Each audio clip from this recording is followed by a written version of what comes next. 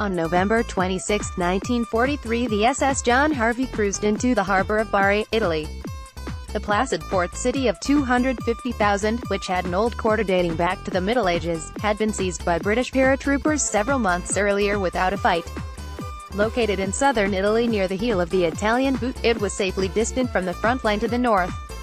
Harvey's cargo security officer seemed especially eager to expedite the unloading of his ship, but he could not explain to port authorities why his ship should be given priority over the dozens of others, so instead the Harvey awaited her turn at Pier 29 for 5 days.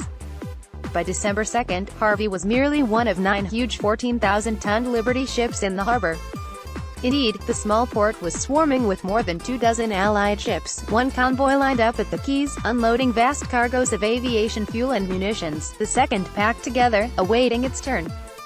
This vast logistical outpouring was intended to supply the British troops of the 8th Army, then preparing for a slugging match over the fortress monastery of Monte Cassino, as well as to provide fuel and bombs for the hulking strategic bombers of the 15th Air Force, which would soon begin a wide-ranging aerial bombing campaign over southeastern Europe.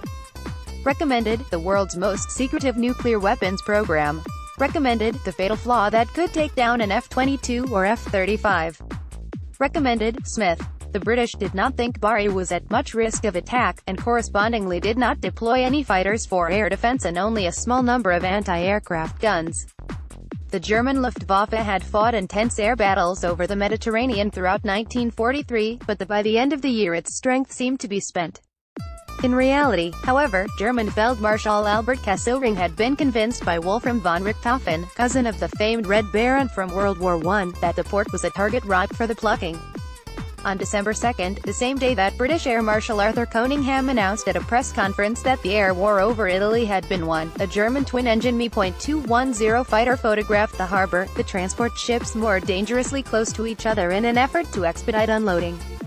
By the late afternoon, 105 Ju-88A4 bombers of Kampfgeschwader 54 were flying southeast into the Adriatic Sea, then swerved west to attack Bari from the east. Their approach was preceded by a few aircraft dropping strips of metallic foil to cloud Allied radars.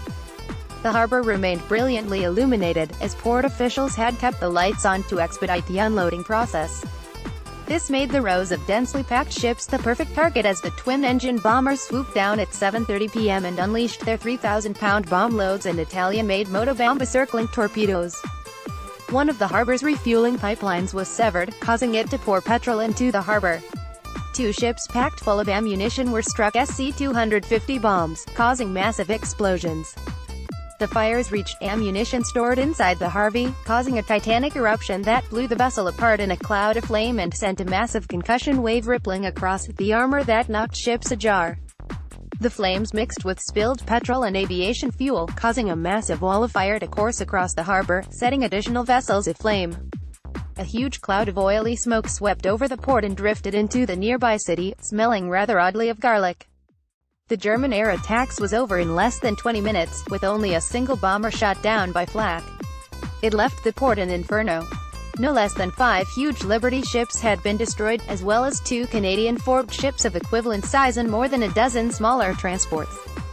The ships that had escaped destruction were damaged, 34,000 tons of war material had been lost. You can see a footage of the aftermath here.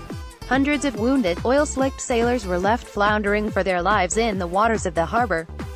A massive rescue effort was launched to recover the mariners, while other vessels towed burning hulks out of the way of surviving ships. 2 damaged British Hunt-class destroyers, HMS Bister and Zetland, managed to wend their way through an obstacle course of burning wrecks to escape, picking up dozens of survivors as they went. British motor torpedo boats cruised around the harbor, picking up survivors from the morass. Once removed from the water, the mariners were wrapped in blankets to treat for exposure.